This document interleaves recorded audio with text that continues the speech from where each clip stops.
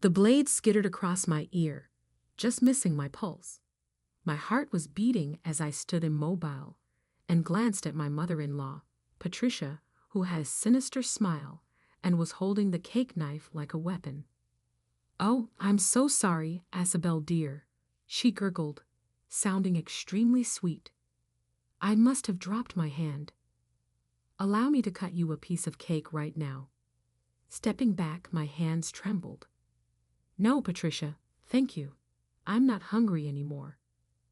My spouse, Jason, raced to my side. "What the heck, Mom? You may have hurt Isabel." Patricia's look transformed to one of innocence. "Oh, Jason, please stop being so silly. It happened by mistake. Do you not think, darling Isabel, that I would never purposefully harm her?" I bit my tongue to conceal my screams. This was intended to be a joyous family get-together to mark Jason's promotion, but Patricia had transformed it into something scary. I tugged at Jason's sleeve and mumbled, "I think we should go." Teeth clenched, he nodded. "Yes, I consider that to be the greatest. We're heading out." Dad, the father of Jason Thomas, peered up from his plate, confused. "However, you haven't really touched your supper. Why the hurry?" Jason grabbed our jackets and snapped, "Ask your wife." Patricia's sugar-coated comments followed us as we made our way toward the door. "Going so quickly, Jason? I baked your favorite dessert. Do you not wish to stay?" Jason's dilemma seemed apparent to me. He was conflicted as he loved me and his mother equally despite her failings.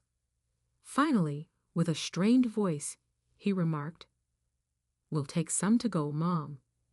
Patricia faked a grin with her eyes furrowed. "Obviously, my dear. I'll finish it up for you." I looked at Jason as she vanished into the kitchen and said, "We can't keep doing this.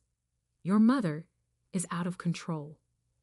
With a groan, he ran a hand over his hair. "I am aware. I am aware. However, what am I able to do? She's my mother. She poses a threat." I shot back. "If we don't do something, she's going to ruin our marriage." Patricia reappeared with a Tupperware container. Before Jason could reply, she said, "You're welcome, my dear." She gave Jason an extra-large piece and added, "I made sure to give you an extra-large piece." Her stare met mine, and I could not help but notice the anger in her eyes. With a fake sweetness in her voice, she said, "Drive safe now. And please, Isabel, try to use extra caution while near sharp items. We would want no accidents." As we exited the home, a shiver went down my spine. I turned to Jason in the vehicle. "I assume you heard that. It wasn't simply me." With a groan, he turned on the engine. I became aware of it. "I'll speak with her. I promise she will ultimately change her mind." I laughed heartily. "Yeah, right, and pigs might fly." I couldn't shake the sensation that this was only the beginning. As we drove home in tense silence, Tricia had never liked me, but something felt different, more sinister, tonight. Feeling suspicious, I took a quick look at the Tupperware container resting on my lap. "Jason, pull over." "What? Why?" "Just do it." When he obeyed, I exited the vehicle and opened the container. At first, it was the fragrance, something odd and sharp. I gasped as I spilled the contents across the grass. "Jason, look at this." His eyes widened at the sight of the cake as he walked around the automobile. Something was infused into it, small white crystals that were unquestionably not sugar. With a murmur, "Oh my God, she wouldn't." Of course, we both knew the truth. There was no turning back now that Patricia had crossed a boundary. I knew our lives would never be the same. As we stood there under the moonlight, looking at the contaminated cake, I resolved to win this battle with Patricia no matter what it took. I gazed at the photo album, running my fingertips along the borders of a 5-year-old snapshot. Beside Jason, I was grinning in my white dress, and Patricia stood just behind us, her smile as fragile as glass. "Penny for your thoughts?" I was shocked out of my trance by Jason's voice. I closed the album with a snap. "I'm just thinking back to the day I met your mother. I was so innocent." With a groan, Jason took a seat next to me on the couch. "Isabel, you could not have known. Not one of us did. However, I should have known. The warning indicators were present from the start." I closed my eyes and thought about that day 5 years ago. I was going to his parents' place for supper with Jason, who had recently gotten engaged. I was anxious and wanted to come across well. Patricia had opened the door, and I felt so underdressed in my work attire next to her well-styled hair and clothing. Her gaze swept over me questioningly. "You must be Isabel," she had remarked. "I thought you'd be taller." I shrugged it off at the time, calling it nervousness, but as the night went on, Patricia's jabs grew more pointed and cutting. Over dinner, she remarked, "So, Isabel, Jason tells me you're quite career-focused. You should definitely make time for your family.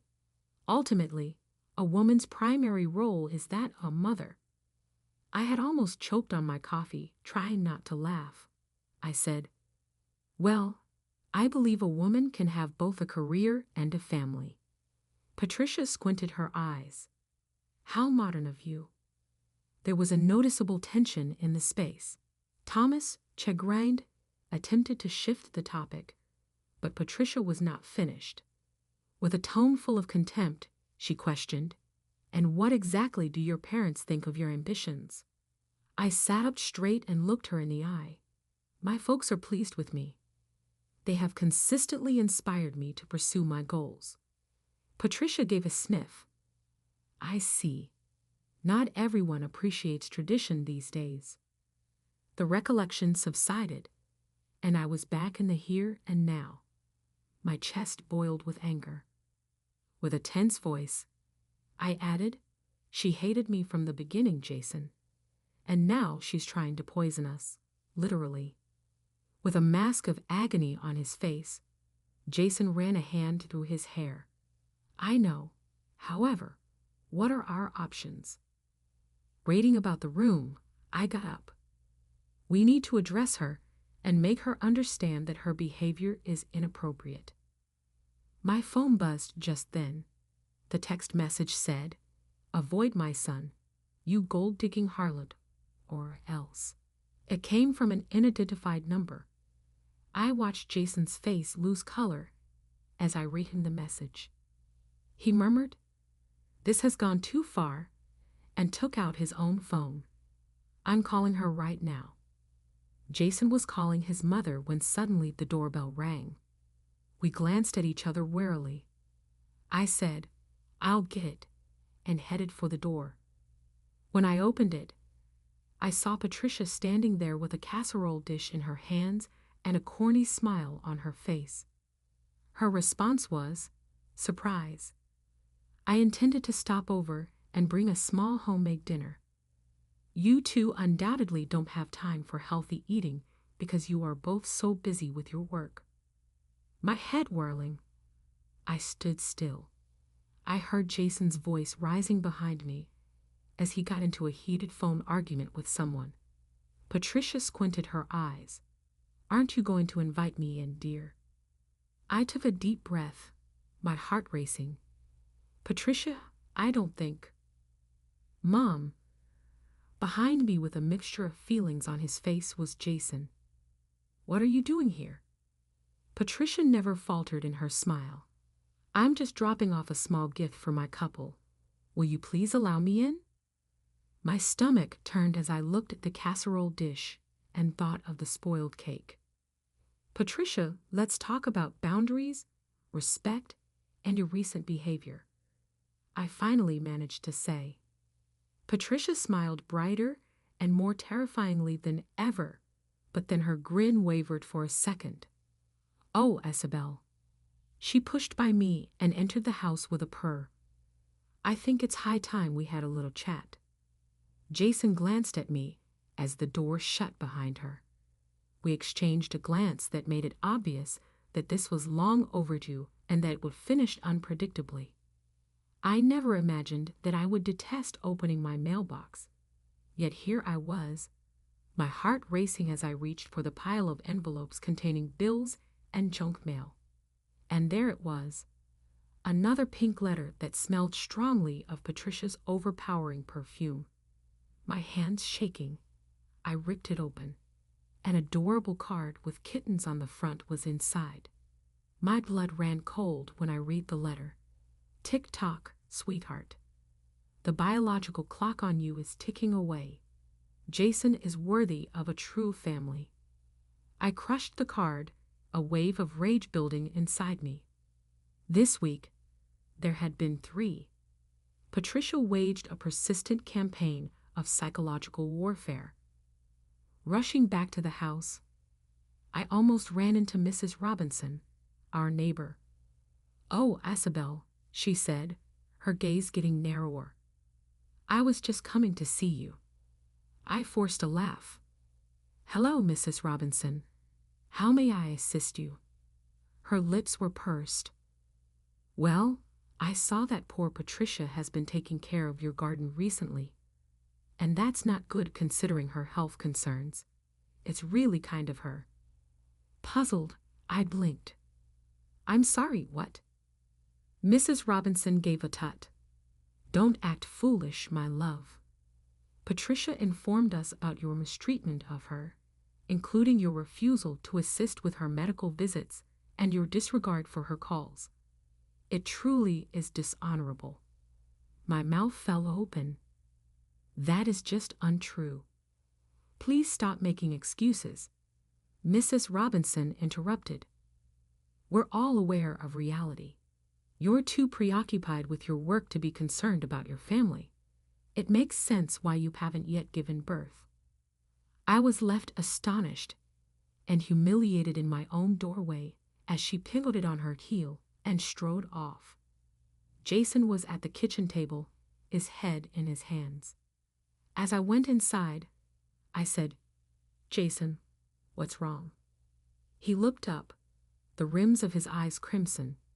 "My supervisor gave me a call. It appears that anonymous emails accusing me of being unstable and unsuited for my job have been sent to the corporation. They're thinking about releasing me." My heart fell. "Oh, I'm so sorry. Do you have any thoughts?"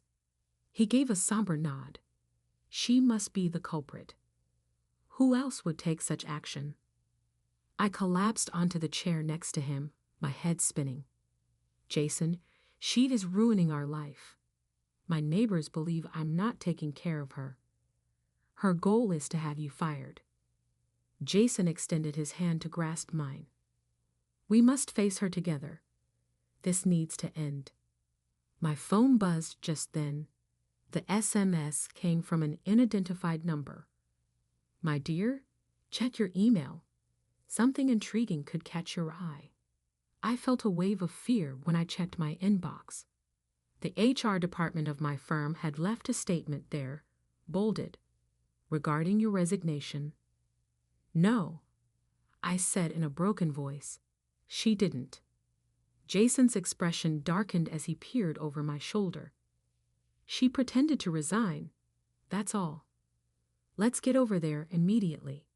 The door sprang open as we reached for it with our keys. Patricia was standing there, a worried mask on her face. She sobbed. "Oh, my dears, I came as soon as I heard. That kind of job loss, Isabel, and the awful stories Jason's been hearing at work. You poor things must be sorrowful." I glared at her, fury immobilizing me. She was the source of all this suffering. How could she just stand there acting like she didn't care? Jason moved nearer, speaking in a menacing yet quiet tone. "Mom, stop the behavior. We are aware of your actions." Patricia's pretentious eyes became wide. My dear, what are you talking about? I'm only here to assist. Assist? I lost it. You refer to this as assistance. You have been attempting to destroy our life. Patricia briefly showed signs of weakness with a glint of anger in her gaze. I just have my son's best interests in mind. He is deserving of greater than you. There was a noticeable tension in the space, torn between the woman he loved and his mother who reared him. Jason stood between us. Enough, he eventually murmured. This is now over. We are going to have a discussion and resolve this issue once and for all. There were a lot of unsaid charges in the air as we made our way to the living room. I had a persistent sensation that everything would alter as a result of this encounter. After today, our family would never be the same, for better or worse. I was standing in the corner of Patricia and Thomas's living room, gripping my glass of wine like it was my lifeline. As the mocking lights of the Christmas tree twinkled, it was only the beginning of the yearly family get-together, but I immediately felt like I was being choked. More drink, anyone? Patricia's fake smile broke through when she spoke in a sugar-coated tone, her eyes glowing like a predator. Isabel, please stop drinking. You can't possibly be expecting all of the looks, especially Jason's. The weight of the room's silence pressed on me as Patricia enjoyed poking fun at us, since we had been trying for a baby for months without any luck. No, Patricia, I responded in a tense voice, just watching my alcohol intake. What a shame. You are aware that every month matters at your age. Like they say, tick-tock. I noticed Jason tighten, about to step in, but I gave a small shake of my head. No way was I going to fall for her bait today. The more the evening went on, the harsher and more frequent Patricia's jabs got. She told the family tales of Jason's early years, stating that she had given up her job to raise him. She stared at me and added, "Of course, some women prefer their jobs over family. I suppose that's why some fail to become mothers." And that was all. My glass shattered, and the wine spilled over the edge. Patricia, enough already. Simply express your true feelings. Dead silence fell over the room. Patricia's pretentious eyes became wide. What do you mean, Isabel? You believe that I'm a bad wife because I work and hadn't yet given you grandkids? Guess what, though? My capacity to have children doesn't define my value. Patricia's facade fell, exposing the resentment behind her. No, your worth is defined by how you treat family. And you, my dear, are sorely lacking. Jason interrupted. Mom. But Patricia was in a mood. She growled, "You've destroyed this family with your self-centered work goals and your failure to provide Jason with children. He is worthy of better." I had a slap-like feeling. My eyes pinched with tears as I surveyed the space. As usual, Thomas avoided confrontation by focusing on his feet, while his cousins were whispering among themselves. Jason remained still. I'd never felt more alone than I did at that moment. You want to know why we don't have kids yet, Patricia? I spoke, sounding shaky. Because every physician we visited has told us that stress in our life is interfering with our ability to become parents. And you are aware of what the main cause of that tension is? You. Shouts of surprise filled the room. Patricia's cheeks became a frightening shade of scarlet. She screamed, "How dare you blame me for your shortcomings? Jason, are you going to let her speak to me like this?" Everybody's gaze was fixed on Jason now. It was time for him to decide between his mother and his bride. However, Jason said nothing, a mask of agony covering his face. All the information I required was audible in his quiet. I said, "Merry Christmas, everyone."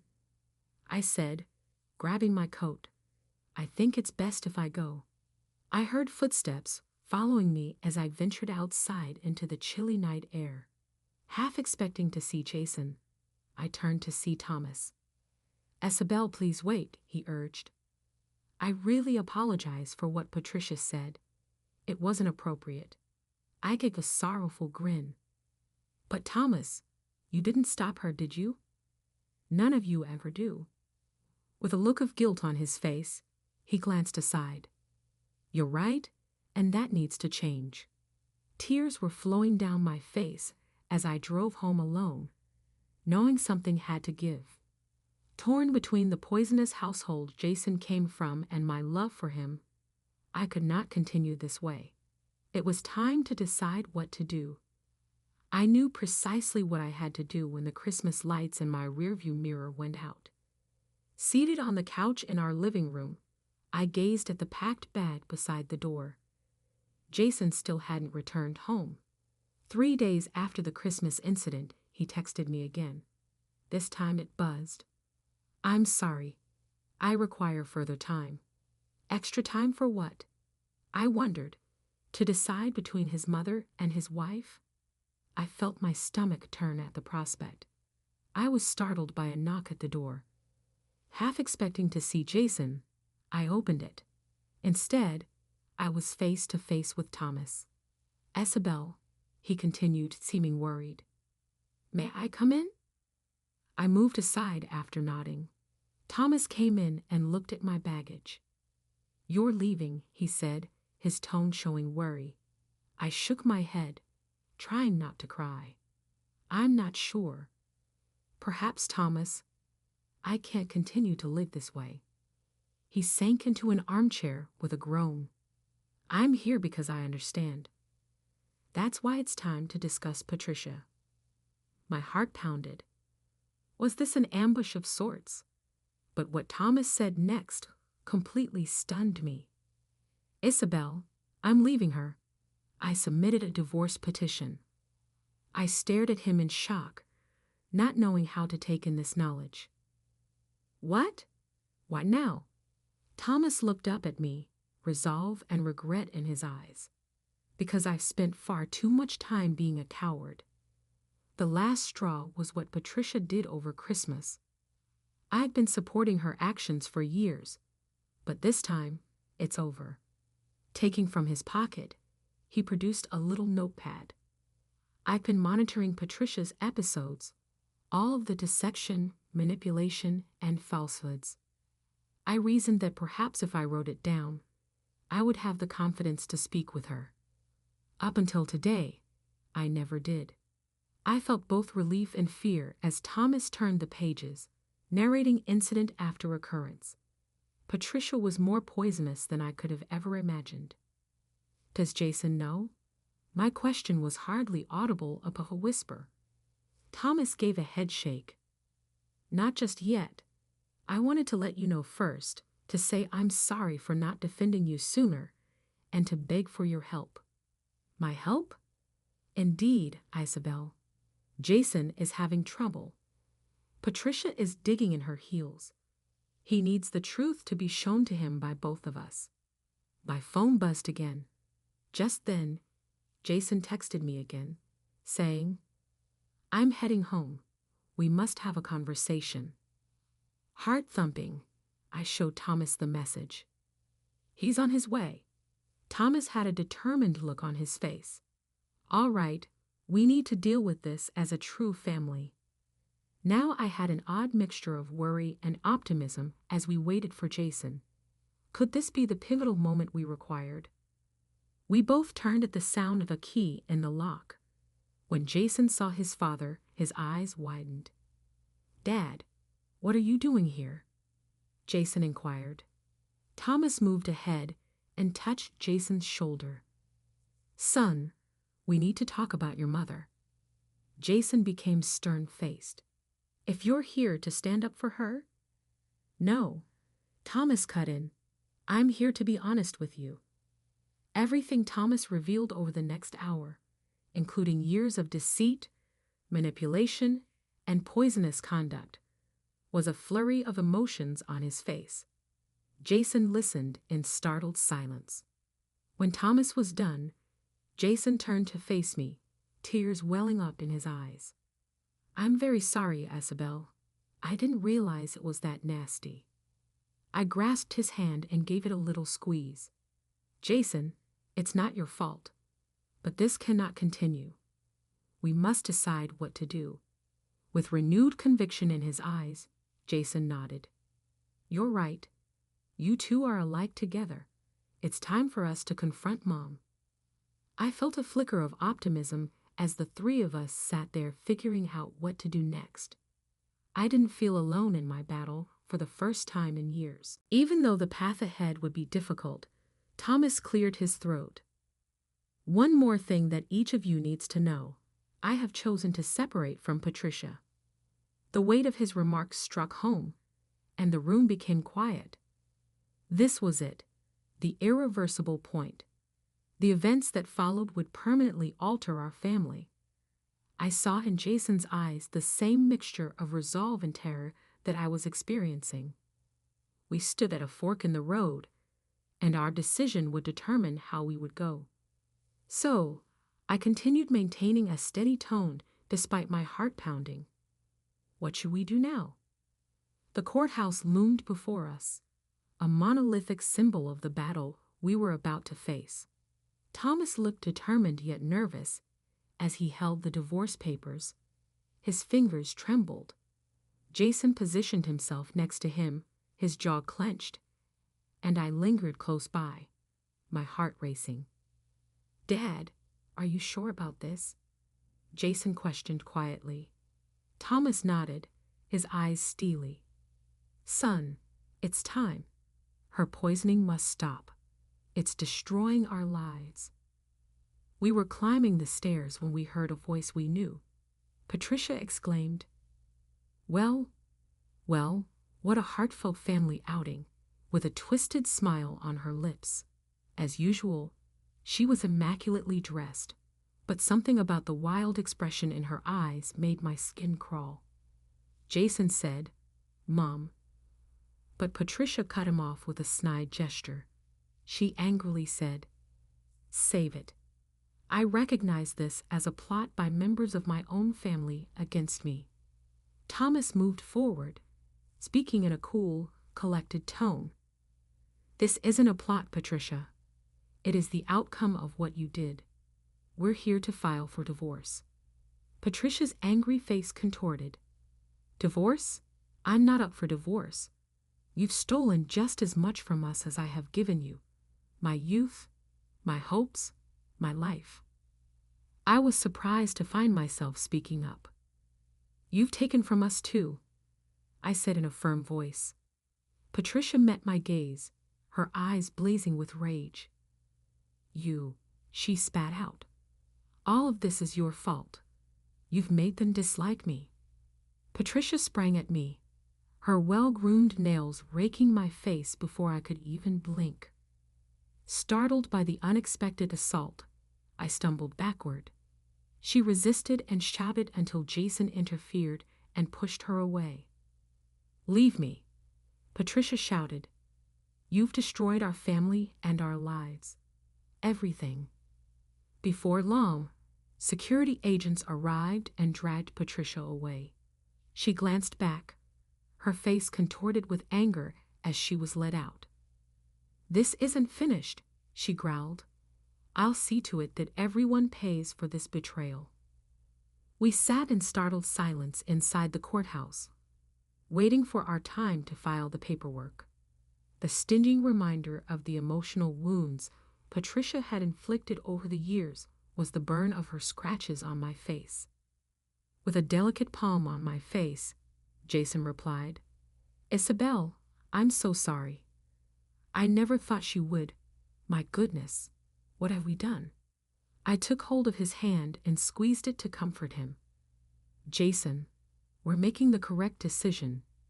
Though difficult, it's essential. Pale-looking, Thomas nodded. Years ago, this is when I should have done this. Then, his voice faltered, but the implication was evident. If things hadn't gotten so awful, maybe we could have kept our family functioning more like a typical one. As we waited, my phone buzzed continuously with messages from friends, neighbors, and colleagues. Patricia had quickly spread her version of events, claiming that Thomas was committing fraud and trying to steal his assets and ruin his reputation. I read through the messages, shaking my head. Of course she's doing this, I said. It's always been about control with Patricia. If she can't have it, she'll destroy everything. At that moment, Jason's phone rang. He answered, his face growing increasingly pale with each passing second. With his phone mouthpiece covered, Jason said, "It's my boss. Patricia has called the company to say she needs to take a leave of absence due to a mental breakdown. Our jobs and reputations were on the line, and I could feel the walls closing in as Patricia's deceit and manipulation threatened to destroy all we had fought so hard to achieve." I looked at Thomas and then back at Jason as he battled with his supervisor, attempting to explain the problem. Whether Patricia would go to any lengths to get retribution, or more significantly, how we might stop her before she destroyed all we valued, was a question that both of us faced. Our names were called by the court clerk, bringing us back to the present. This was an irreversible moment. I couldn't shake the sensation that this was just the beginning of a fight we might not be prepared to face. As we stood to follow her into the judge's chambers, Thomas's divorce petition had an impact on our lives akin to a hurricane roaring through. Patricia's poisonous falsehoods caused havoc in their wake as they swept across the neighborhood like wildfire. I watched from the front porch, avoiding eye contact as yet another neighbor sped by. The loneliness was unbearable. Thomas's voice screamed out from within, "Margaret, you need to see this." Thomas and Jason were gathered over a laptop as I dashed back inside. The screen displayed a neighborhood forum rife with comments about us. With a shaky voice, Jason added, "She's telling everyone I'm abusive, that we're after his money, and that I've been pressuring Dad into getting a divorce." Something moved under my feet. This is really crazy. We must take action. Thomas gave a firm nod, his eyes shining. "I've been making some calls. It's time we fought back." Thomas poured himself into the battle for the following several days with an intensity I had never seen before. He went to the neighbors and showed them the notebook he had kept track of Patricia's misdeeds. I was astounded to see him change from the quiet man I'd known into a resolute defender of the truth. But Patricia was not about to give up lightly. Her methods became more aggressive as Thomas gained ground with the neighbors. She was everywhere, in the park, the grocery store, even outside my workplace, acting out the part of the vulnerable, victimized lady. Mrs. Robinson cornered me at the drugstore one day. "Have you seen her?" With sorrow in her voice, Mrs. Robinson remarked, "Poor thing could hardly walk. Are you certain you're not treating her too harshly?" I found it difficult to control my frustration. "Mrs. Robinson, this is all a performance." "Patricia," she interrupted me, "let's not say things we might regret, even though I know you're going through a difficult time." I could feel the walls closing in as she left. How could we defeat an adversary who wielded sympathy? The answer was not what was expected. Thomas's phone chimed one evening while we were planning over the dinner table. Thomas remarked, his tone growing serious, "It's Dr. Carlos." We stood silently and listened to him talk to the doctor. His face was a mixture of elation and contempt when he hung up. He disclosed, "Patricia has been fabricating her health issues. Dr. Carlos is willing to testify that she is in good physical health, but has been suspicious for some time." This was the much-needed breakthrough. Armed with this knowledge, we went on the offensive. After Thomas exposed Patricia's duplicity to the local media, Jason contacted his employer with Dr. Carlos's testimony. The tide started to change slowly. Patricia's web of falsehoods began to come apart as neighbors who had grown apart sought to apologize and offer assistance. But tragedy occurred just when we thought things were getting better. When I woke up one morning, news vans and reporters had taken over our front yard. "I need to watch this on TV," Jason called from the living room. Patricia emerged onto the screen, her face marred by weeping, encircled by an ocean of microphones. She sobbed. "My own family has turned against me just because I dared to expose their manipulation and greed." Sensationally, the reporters nodded, and I felt a twinge of hopelessness. Patricia had brought her play to a broad audience. A sensation of desperation overcame me as reporters kept ringing the doorbell, demanding our side of the story. Our personal family problems had turned into a public show, and Patricia was playing the victim very well. Jason turned to face me, appearing pale. "What do we do now?" I looked at Thomas and then back at Jason. They both were more dejected than I had ever seen. We had to choose at this crucial juncture whether to give in to the pressure or resist. I straightened my shoulders, took a deep breath, and spoke more firmly than I ever had before. "We tell our story. No more hiding. No more shame. It's time for everyone to learn the truth about Patricia." I prayed in silence that we were making the correct choice as I prepared to face the media circus outside. Should we fail, we would be giving Patricia precisely what she desired: total destruction. As Patricia entered the stand in the courtroom, her visage reduced to a practiced look of anguish. A hush fell over the room. With my heart pounding, I tightly gripped Jason's hand. "Mrs. Thompson, could you explain why you've been spreading false information about your family?" said our lawyer. Patricia replied, "I've only ever told the truth," her eyes welling with tears. "My family has deserted me, leaving me to bear the pain on my own." I felt a wave of rage, but before I could respond, our attorney produced a well-known notebook with Thomas's exact notes about Patricia's actions. "Your Honor, I would like to submit proof of Mrs. Thompson's long history of dishonesty and manipulation." I watched Patricia's mask come off as our lawyer went over the damaging passages.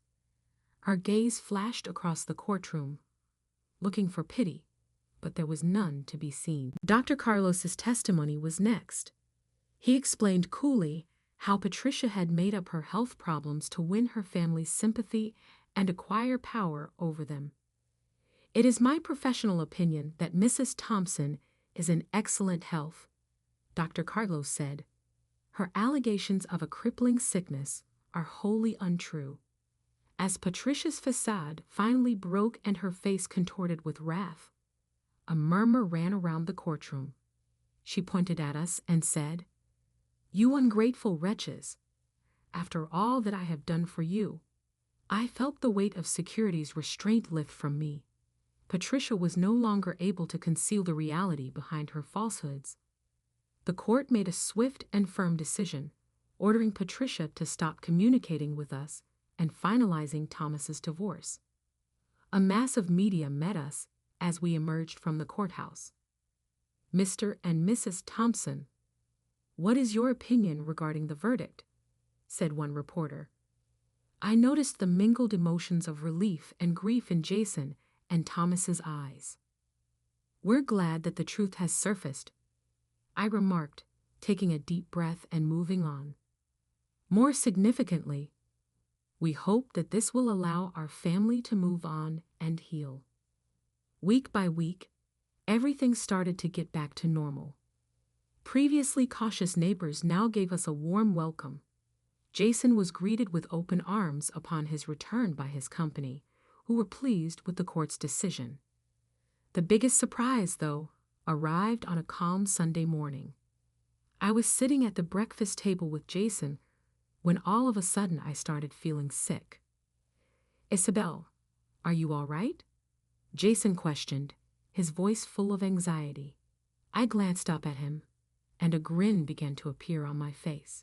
I think I might be pregnant. Jason, there are no words to describe the happiness that day in our home. Thomas started crying with joy when we told him the news. He gave us each a hug and stated, "Life finds a way, even in the depths of darkness." We had discovered hope. As I stood there surrounded by my family's affection, I realized something profound. Although traumatic, the experience with Patricia had strengthened us. Together, we braved the storm and came out bruised but unscathed. A few months later, with Jason and Thomas at my side, I cradled our baby daughter. I experienced a calmness I had never felt before. Not only had we overcome Patricia's poisonous influence, but we had also triumphed over the uncertainty and worry that had previously dogged us. I planted a kiss on her forehead and muttered, "Welcome to the world, little one. You come from a family that genuinely values loyalty and love." Jason put his hand on my shoulder, his eyes sparkling with love and pride. "We've come a long way," he muttered. Thomas caressed his granddaughter's cheek carefully and nodded. "And there is a lot for us to be excited about." I secretly promised my kid that she would grow up with love and support instead of the toxic influences that almost tore us apart. As I glanced at her innocent face, I knew that by halting the cycle, we had given her the most precious gift of all, a family founded on mutual respect, trust, and unconditional love. Even as I believed we could overcome anything as long as we stood together, I understood that the route ahead wouldn't always be simple. Now that the storm had passed, we could at last look forward to a nicer day.